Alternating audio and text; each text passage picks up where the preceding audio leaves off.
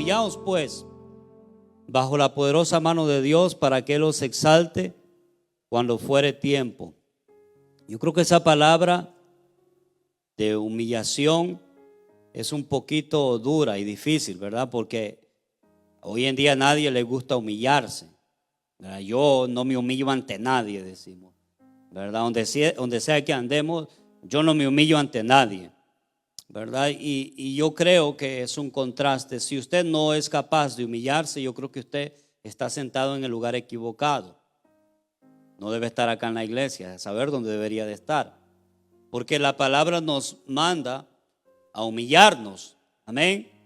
Y tenemos que estar dispuestos a humillarnos. Pero aquí dice, humillaos pues bajo la poderosa mano de Dios. ¿Qué es estar bajo la mano de Dios, hermano?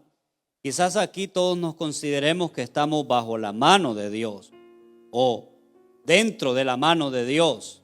Muchos decimos a veces hasta en la oración que estamos en el hueco de la mano de Dios y que de ahí nadie nos arrebata, ¿verdad? Que decimos muchas veces.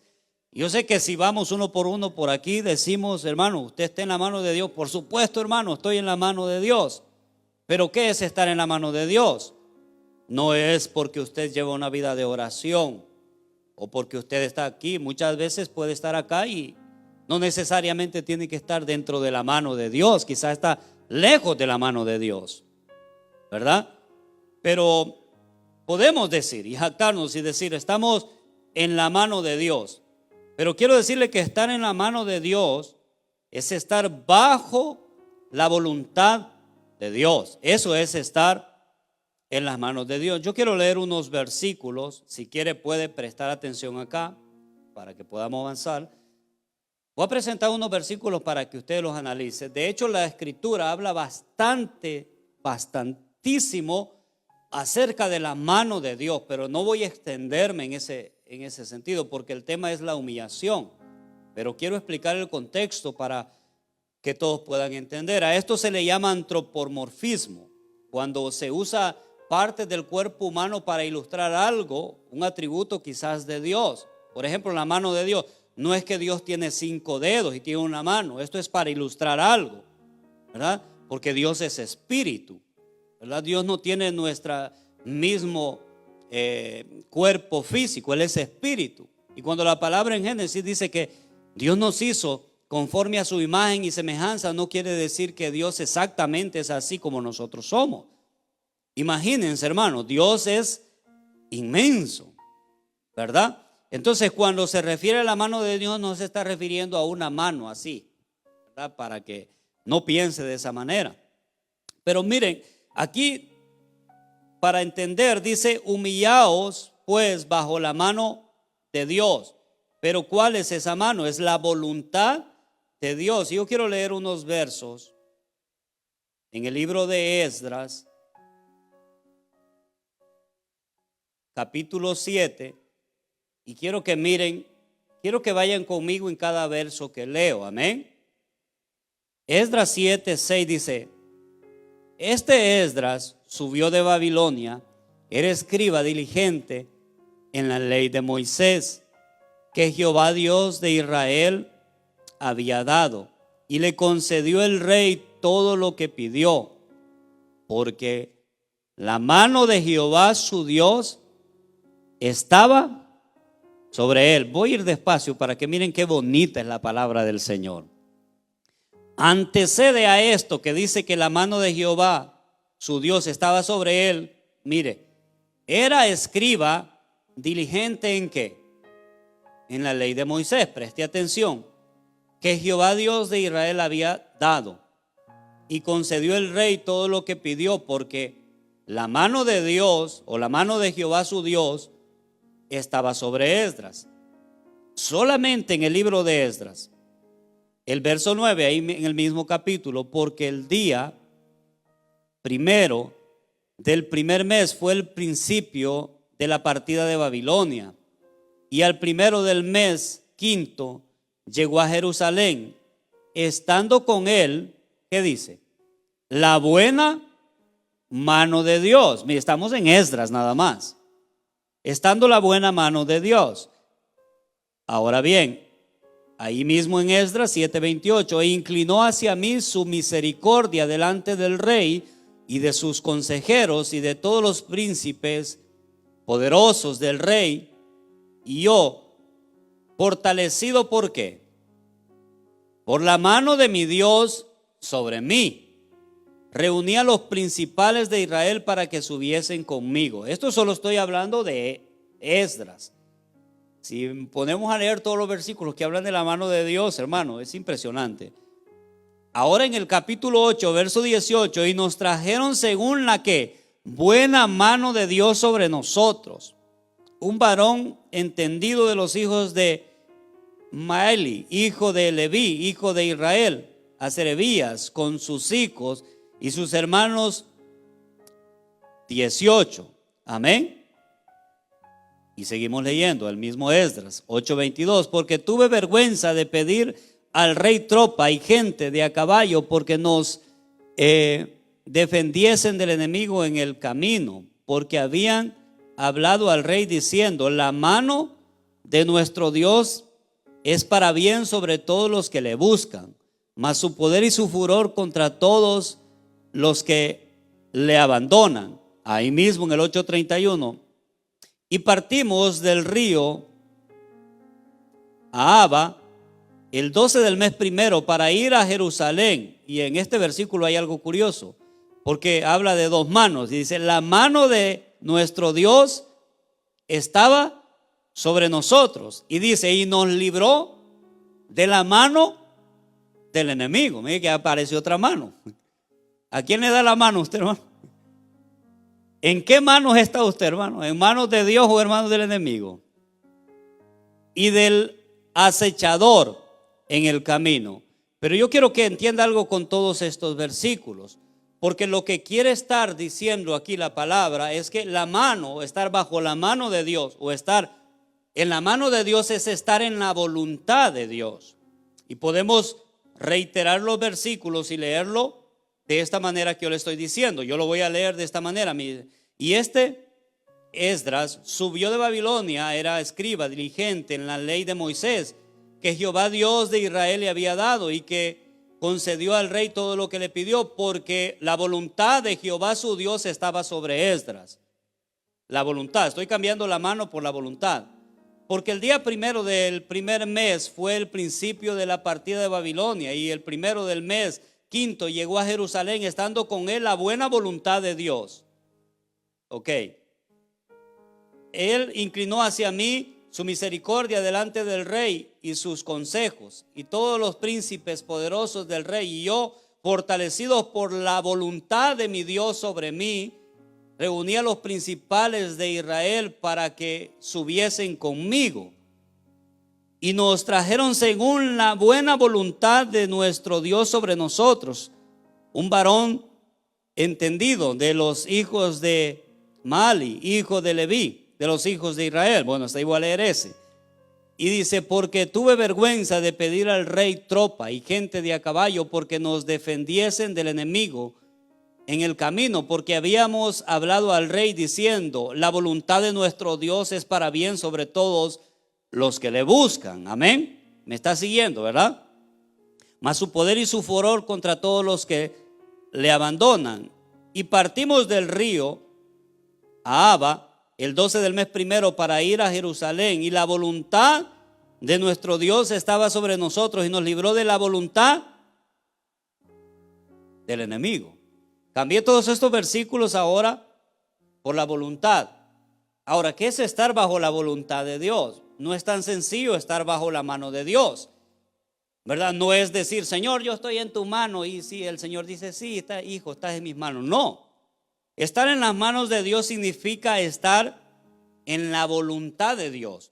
Por eso, para estar en la mano de Dios antecede esta palabra que se llama humillación.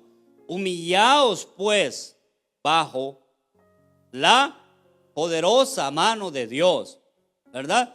De ninguna manera podría decir humillaos si estar en la mano de Dios fuera tan sencillo. Pero antecede esta palabra porque para estar en la voluntad de Dios hay que humillarnos delante de nuestro Dios. Y aquel que no está dispuesto a humillarse delante de la presencia de Dios, ¿verdad?, no puede estar en la mano de Dios. Así que Él nos pide humillación. Volvemos al primer versículo. Humillaos pues bajo la poderosa, aquí cambiamos, voluntad de Dios, para que Él os exalte cuando fuere tiempo. ¿Cuántos están entendiendo? Amén. Así que Él nos pide humillación, hermano. Constante humillación. En el libro de Juan, capítulo 1, verso 28. Y yo les doy vida eterna, y no perecerán jamás, ni nadie las arrebatará de mi voluntad. Me agrada, hermano, si entro en sintonía. Amén. Leemos de esa manera ahora ese versículo y todo recobra un sentido maravilloso.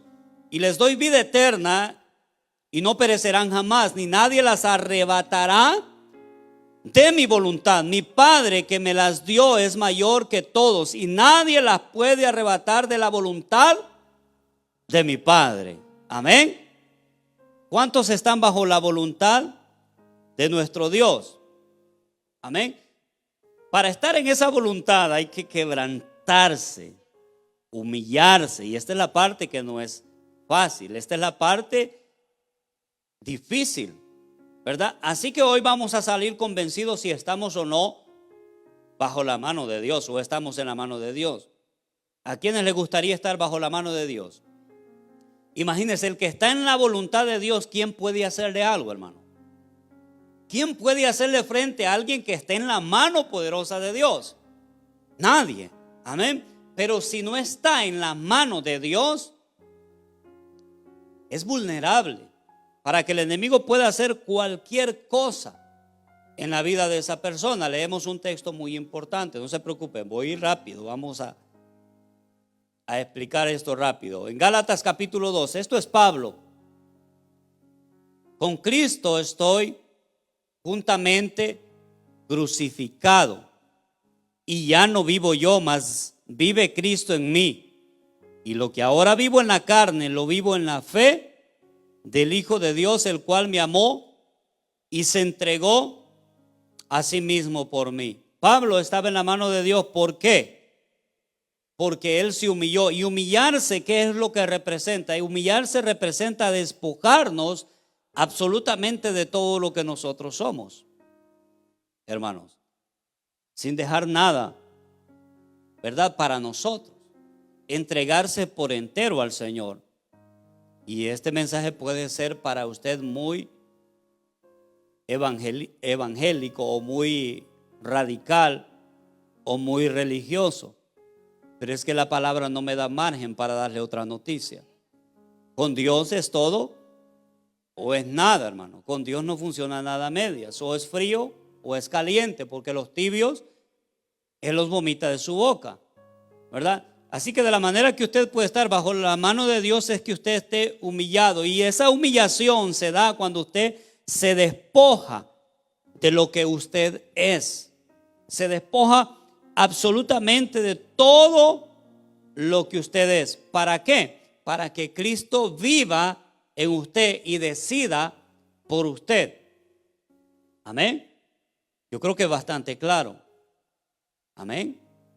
Y tenemos el ejemplo claro en Jesucristo. Jesucristo sufrió una humillación impresionante en la cruz del Calvario. Amén. ¿Y ustedes de quiénes son seguidores, hermanos? Levante la mano los seguidores de Cristo. Somos seguidores de Cristo, amén. Y el versículo que leímos al principio dice que nos humillemos. Y tenemos que humillarnos a la manera de Cristo. Amén. Yo sé que es un mensaje bien difícil, ¿verdad? Pero quiero hablar de Cristo. La humillación que sufrió Cristo. Todos conocemos que Cristo murió en una cruz del Calvario. Pero la humillación que sufrió en esa cruz es otra cosa. Porque esa cruz lo que representaba es, haz de cuenta que hoy en día es como la silla eléctrica, donde muere el peor de lo peor. Pero no solo lo llevaron a la cruz, hermanos, sino que también lo humillaron. Lo abofetearon, lo escupieron y lo azotaron. Y no lo azotaron conforme a la ley que había en Israel. En Israel eran 40 azotes menos uno, o sea, 39. Según los historiadores, los azotes que daban los romanos, porque a él quien lo azota son los romanos, eran mínimo 120 azotes, mínimo. Y cuando hablamos de azotes, no es como le daban a usted con el cable de la plancha. Era un azote de verdad, hermanos, que cada vez que pegaba en la piel, hacía un daño tremendo. Hacía un daño tremendo. Pero no solo esa humillación. Hay una parte que a veces no nos gusta mencionar, pero es parte de la humillación de Cristo. Según los historiadores, los romanos lo desnudaban por completo. O sea que Jesús cargó la cruz desnudo, hermano, enseñando todas sus partes. Esto es una humillación horrible, hermano.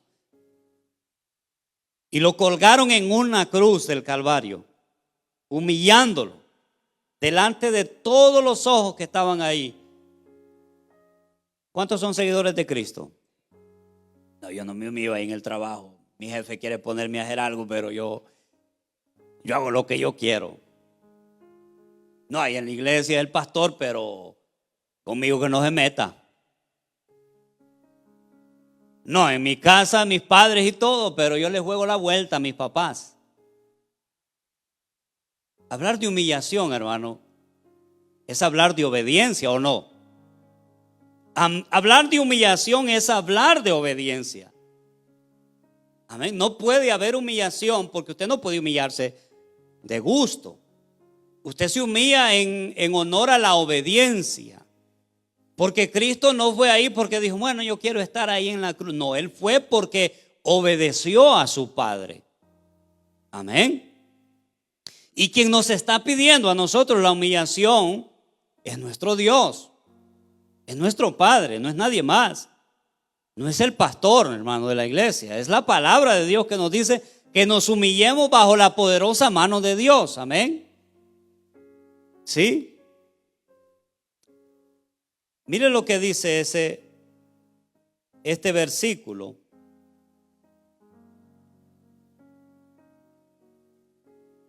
Entonces Jesús dijo a sus discípulos: si alguno quiere venir en pos de mí, niéguese a sí mismo, tome su cruz, su vergüenza, y sígame. Porque todo el que quiera salvar su vida la perderá, y todo aquel que pierda su vida por causa de mí la hallará. Este es evangelio puro al natural, hermano, sin anestesias y sin cosas así, sin vueltas, sin juego de palabras ni nada de eso. Entonces Jesús dijo, esto es Jesús. Si alguno quiere venir en pos de mí, ¿cuántos quieren seguir a Jesús? Niéguese a sí mismo. Niéguese a sí mismo. ¿Qué quiere decir eso? Despójese de usted. Humíllese. Si hay alguna pequeña parte de orgullo en usted, quiébrela. Si hay algo de ego en usted, bótelo de usted, deséchelo de usted. Porque entonces no califica para seguir a Cristo Jesús. Porque si Cristo fue humillado de esta manera, ¿quién soy yo para no humillarme delante de Dios? Amén. ¿Quién soy yo y quién es usted para no humillarnos bajo la mano de Dios? Amén. Pero esta humillación no es una humillación cualquiera, es una humillación de obediencia. En el libro de Juan, capítulo 8, verso 29, quiero que lean conmigo.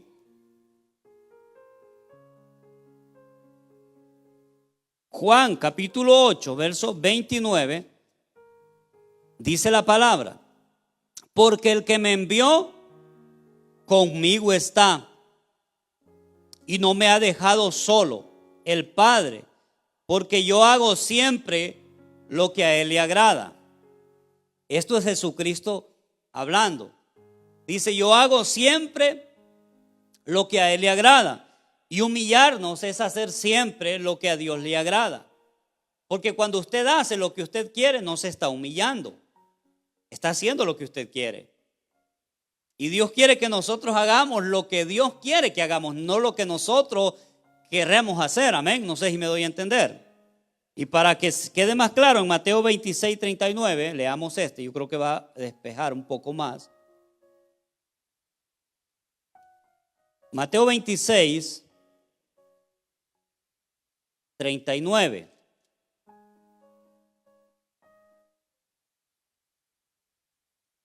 Yendo un poco adelante, se postró sobre su rostro, orando y diciendo: Padre mío, si es posible, pasa de mí esta copa, pero no sea como qué, como yo, diga, no sea como yo quiero. Dígalo con convencimiento, no sea como yo quiero, que sea como Dios diga. No sea como yo quiero, de nuevo, sino como Dios diga. La voluntad de Dios es algo duro, que nos lleva a la humillación, ¿verdad? Jesucristo estaba a punto de pasar algo durísimo, que lo iba a llevar a la humillación. Y él sabía lo que iba a pasar y dice: Padre, si es posible, pasa de mí esta copa. En pocas palabras, yo no quiero pasar por ahí. Yo no quiero pasar por la humillación, porque es algo feo. Pero que no se haga lo que yo quiera, sino lo que tú dices. Amén. ¿Sí? Y si nosotros nos conducimos así en nuestra vida, humillándonos de esta manera, vamos a obtener la bendición de Dios. La mano de Dios va a estar sobre nosotros. Amén. La poderosa mano de Dios va a estar sobre nosotros. Pero esta parte como que cuesta bastante, hermano. Humillarse es algo bien difícil, bien difícil. Y podríamos decir nosotros aquí, hermano, pero es que no necesitamos humillarnos. ¿Para qué humillarse? ¿Por qué tendríamos que humillarnos? Ya Cristo lo hizo por nosotros, hermano. Sí sería bueno eso, hermano. Pero si la palabra nos manda a hacerlo, ¿qué puedo hacer yo? ¿Qué puedo decirle? Ese versículo de Filipenses capítulo 2, la verdad que a mí me parte en dos la cabeza, hermano. El versículo me deja deambulando a mí, porque dice que hay en nosotros este sentir que hubo también en Dios. Si quiere, leamos Filipenses capítulo 2.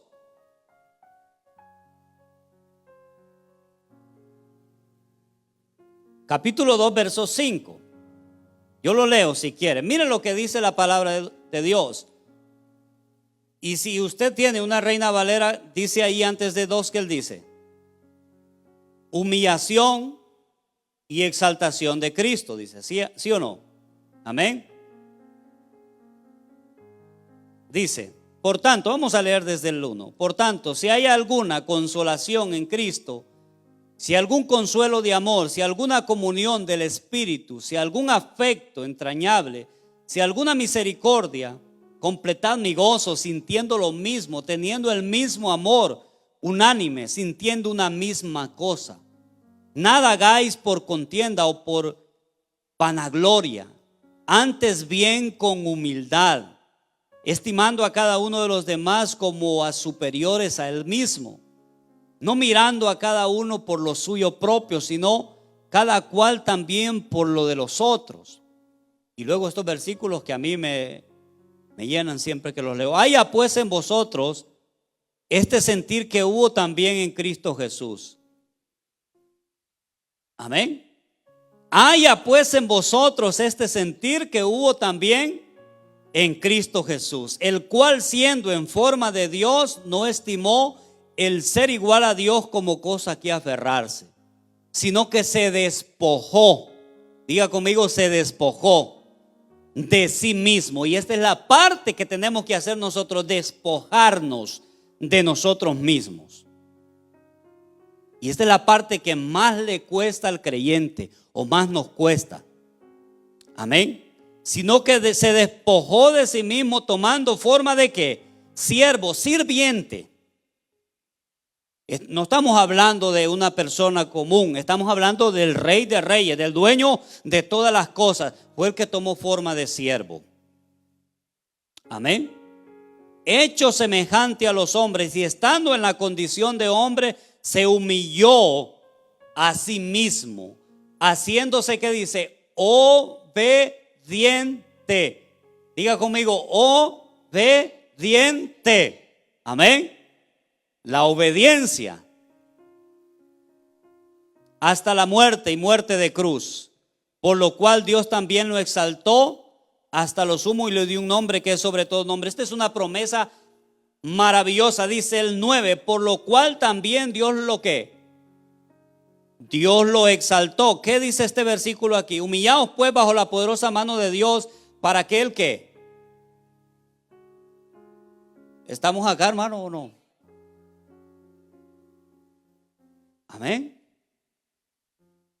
O sea, el camino para que Dios nos exalte es la humillación, ¿verdad? Porque yo creo que ninguno ocupa un lugar más grande que Jesucristo, porque nadie se va a humillar más que Él. En cierto momento la mamá de dos de sus discípulos le dijeron: Señor, que uno se siente a tu diestra y otro a tu izquierda. Y el Señor no me pertenece a mí, ¿verdad? Daros estas cosas, sino a mi Padre. Pero les dice, les dio una clave: el más pequeño acá va a ser el más grande allá en el reino de los cielos. Amén. Y el más pequeño acá se representa humillar, ser siervo, ser sirviente. Amén. Veo como que no creen en la palabra, hermanos.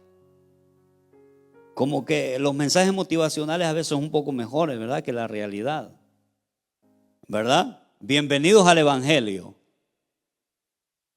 Bendito sea el nombre del Señor. La humillación. Yo creo que esta iglesia necesita una sacudida de humillación, de humildad, ¿verdad? No solo esta iglesia, las iglesias en general.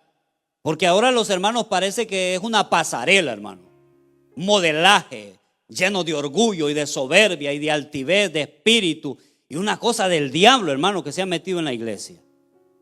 Un orgullo horrible, hermano, que solo falta que se vean los cachos para que se mire que es el mismo Satanás dentro de la persona. Nada de humildad, ¿verdad? Apenas se empieza a corregir algo y no, aquel espíritu de confrontación, hermano, nada de humildad. Y no solo en la iglesia, en las casas también, con los hijos. Uno no puede decirle nada a un hijo, hermano, cuando se le pone al brinco al papá. Es que esto es tremendo, hermano. Necesitamos la humildad, la humillación, ¿verdad? Esto sí entendemos la palabra. Es más, hay quienes están escuchando la palabra y están pensando: yo jamás me voy a humillar. Sí. No me lo reveló sangre ni carne, sino mi Padre que está en los cielos. Yo jamás me voy a humillar. Pero ve, ya pueden predicar 20 mensajes de la humillación. Yo soy yo. Es tremendo, hermano. Es tremendo. Si Cristo se humilló de esta manera, ¿por qué nosotros no nos podemos humillar? ¿Cuál es el problema? Y quien nos está pidiendo esto es nuestro Señor Jesucristo. Amén. Pero la obediencia, hermano, lo que conlleva, la humillación conlleva la obediencia, y la obediencia conlleva a una dependencia total de Dios. Amén. Mire qué interesante. La obediencia conlleva una dependencia total de Dios, que dependamos completamente de Él. Amén. No de nuestra propia fuerza ni de nuestros propios méritos, sino que Dios gobierne en nosotros siempre, todo el tiempo. Eso es una dependencia total de nuestro Dios. Amén. ¿Sí? Y Dios quiere que ese orgullo se quiebre, ¿verdad? Y que ya no dependamos de nuestra fuerza, de nuestras manos, sino de lo que Dios nos da. Amén. Mire este versículo, Mateo 4:4. Escrito está: no solo de pan vivirá el hombre, sino de toda palabra que sale de la boca de Dios. Dependencia de Dios. Dependencia de Dios. No puede haber obediencia si no hay dependencia de Dios. No puede haber dependencia de Dios si no hay humillación. Como que una cosa va llevando a la otra. Amén. ¿Quieres estar humillado en la presencia de Dios? Va a tener obediencia. Va a tener obediencia, entonces quiere decir, hermano, que tiene una dependencia de Dios. ¿Cuántos me siguen o me están entendiendo? Amén. Mire, yo quiero poner un ejemplo en el libro de Segunda de Reyes. Si quiere, vaya conmigo. Segunda de Reyes capítulo 5.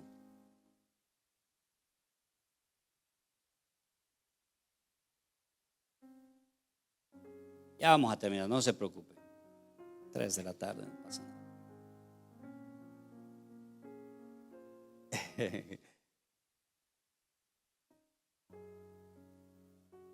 Capítulo 5, ahí nomás, el 5. Miren esta historia. Naamán, general del ejército del rey de Siria, era varón ¿qué? Grande. Miren estas palabras, era varón grande delante de su señor y lo tenían en alta estima. Se sentía pavo real este hombre, porque por medio de él habían dado Jehová salvación a Siria, y era este hombre valeroso en extremo. Pero el detalle, hermano, es el detalle. Y usted puede ser lo que sea, pero el pecado, que es la lepra, usted puede tener lo que sea, hermano. Puede tener casas, carros, puede ser guapo y todo eso y orgulloso, pero leproso. Y un leproso lo que necesita, ¿qué? Humillarse, hermano, para que se le quite la lepra. Y de Siria habían salido bandas armadas y habían llevado cautiva a la tierra de Israel a una muchacha, la cual servía a la mujer de Naamán.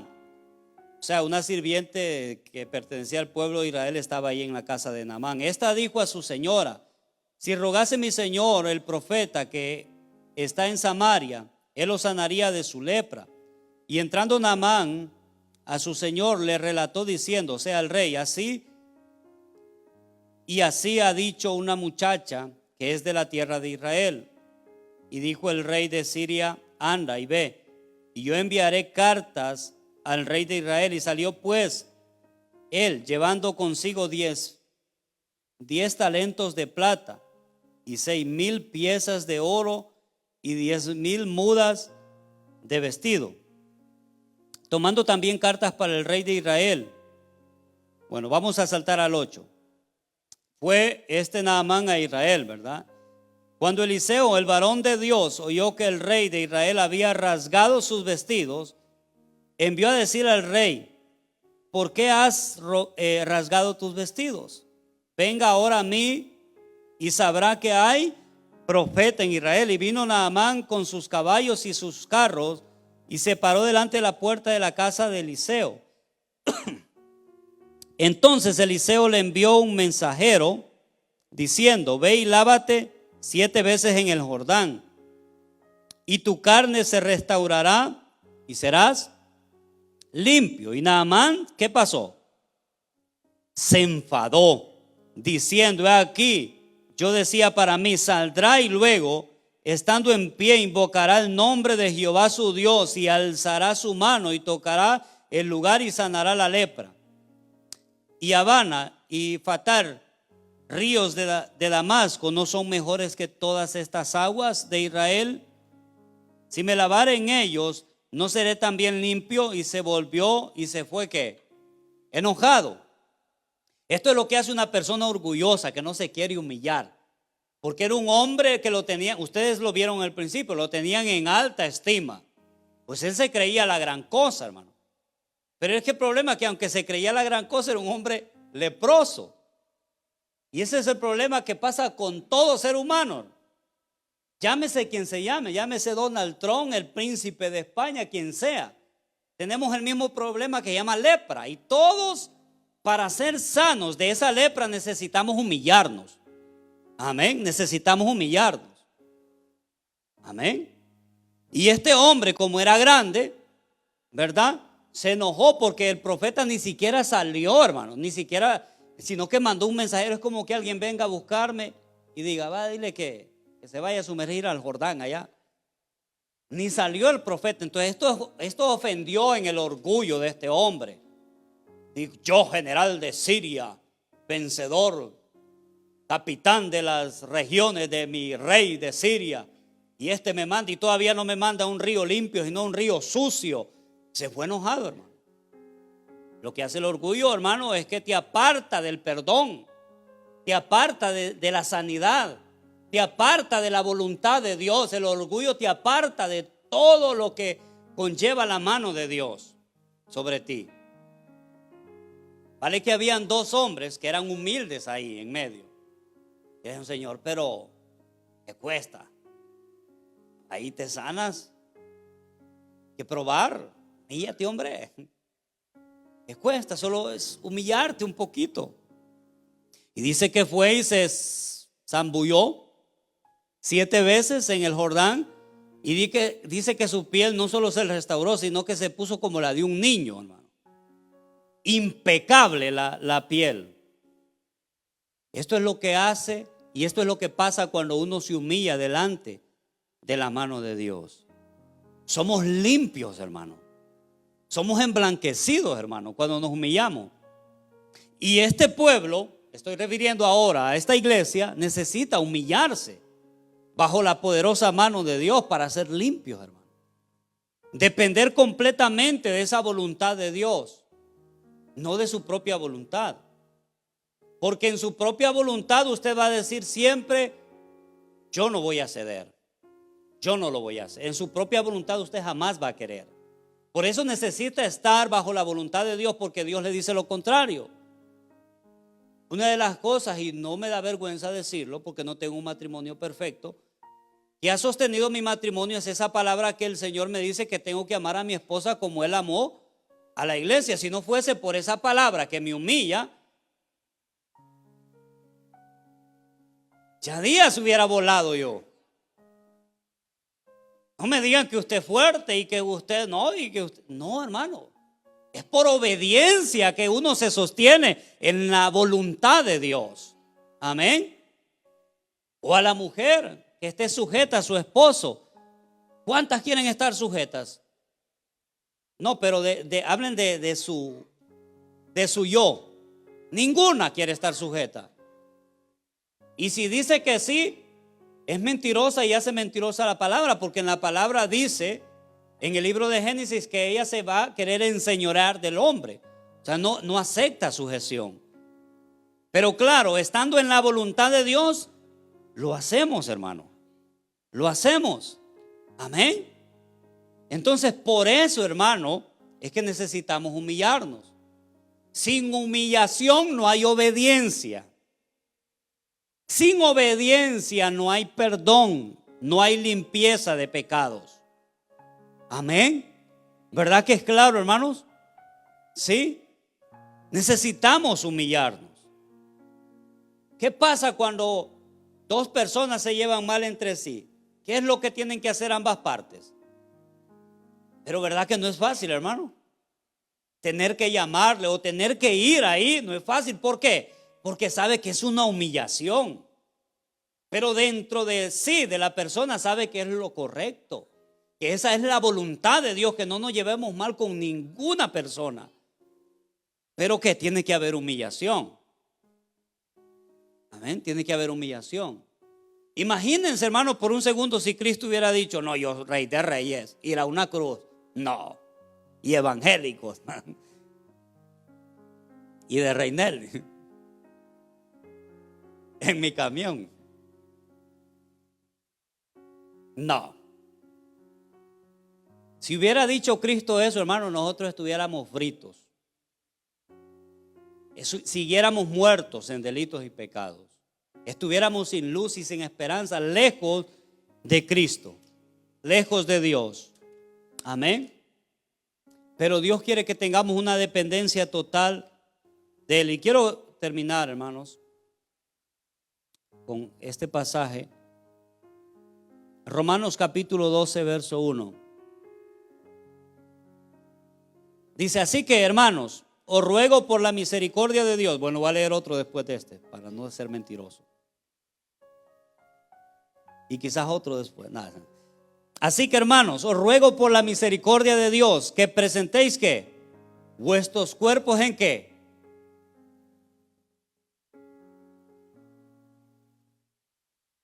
No se la vaya a agarrar conmigo, hermanos. Es la palabra de Dios.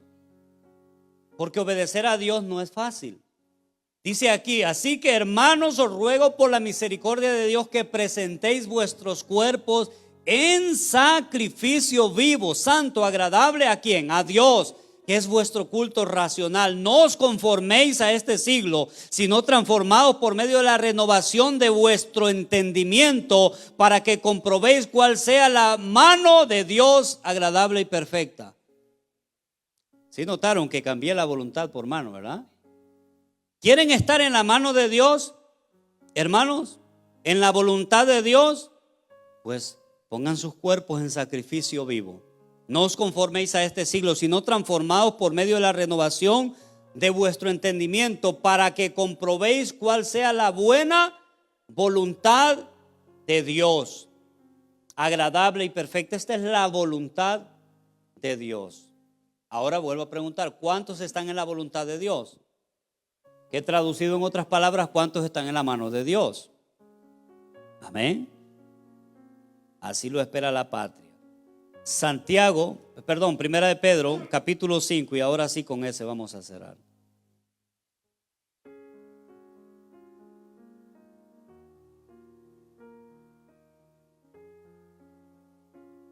Primera de Pedro, capítulo 5. Si ustedes ven en el contexto en el que está pasando este versículo, porque el verso 6 es el que dice: humillaos pues bajo la poderosa mano de Dios, para que Él los exalte cuando fuere tiempo. Antecede a un contexto y está hablando primeramente a los que ministran la congregación, hermano. Dice: ruego a los ancianos que están entre vosotros, yo anciano también con ellos, dice Pedro, y testigo de los padecimientos de Cristo, que soy también participante de la gloria que será revelada. Apacentad la grey de Dios que está entre vosotros, cuidando de ella, no por fuerza, sino voluntariamente, no por ganancia deshonesta, sino con ánimo pronto, no como teniendo señorío sobre los que están a vuestro cuidado, sino siendo ejemplo de la grey. Primero habla a los ministros, que también, igual que todo mundo, somos llamados a humillarnos. De ninguna manera tenemos algo aún más especial que el resto de ustedes. Somos iguales, no somos llamados a señorearlo sobre ninguna persona. Y esto tiene que ver también con humildad.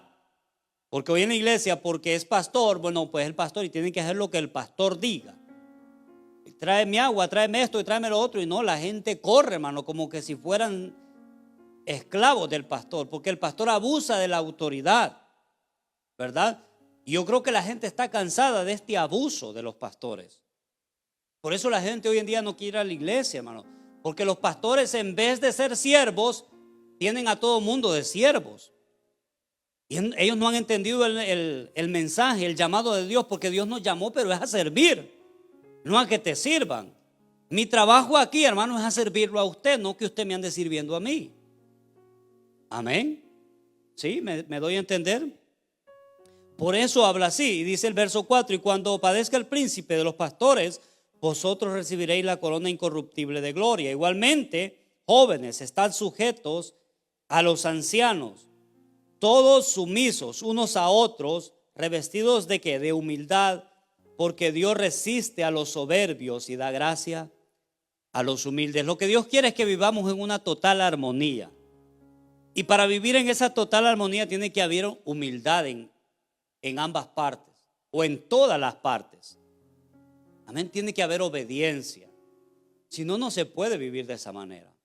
Y luego está el versículo que nosotros leímos: humillaos pues bajo la poderosa mano de Dios, para que los exalte cuando fuere tiempo. Amén. Estar humillados bajo la mano de Dios, hermano, es hacer su voluntad. Y su voluntad para nuestra carne, obviamente, es dura, es difícil, porque nos lleva a humillarnos siempre. Nos lleva a nuestra realidad. Nos lleva a quebrar el orgullo, el ego y todas estas cosas. Por eso es que es difícil. Pero en el espíritu es fácil. En el espíritu es fácil. Porque en el espíritu quiere hacer toda la voluntad de Dios. Amén. Así que cuando se presente algo, hermano, delante de usted, que su carne no quiera, dígale al Señor: Señor, yo no quiero, pero en obediencia a tu palabra lo voy a hacer. No quiero sujetarme a ese hombre, Señor, pero en obediencia a tu palabra lo voy a hacer. ¿verdad? Quiero abandonar mi familia, pero en obediencia a tu palabra que dice que tengo que amar a mi esposa, así como Cristo amó a la iglesia, en obediencia a esa palabra voy a seguir amando, porque la iglesia no merecía el amor de Cristo, ¿o sí? Nadie es merecedor, por eso se llama gracia, regalo inmerecido. Miren de la manera que Dios nos pide que las amen a las esposas. No se merecen nuestro amor.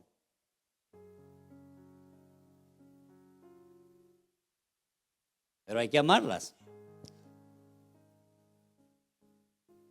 No, se la arreglan con la palabra de Dios, hermano. A mí no me diga, como estoy como el pastor que vino el fin pasado, ¿verdad? Se la arreglan con el pastor. Pero esto representa la palabra, hermano. Esto es el evangelio. Esto es ser cristiano. Así que Dios les bendiga, hermanos. Espero que todos tengan un corazón manso y humilde, ¿verdad? Para servir al Señor.